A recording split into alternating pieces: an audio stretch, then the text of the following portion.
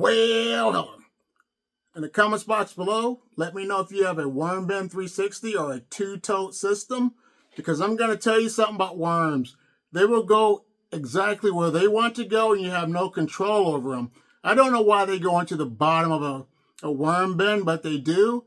And how you can help them out, because you're not going to prevent them from going down there, is add some moist cardboard on the bottom of the bin, so that way they will have a food source.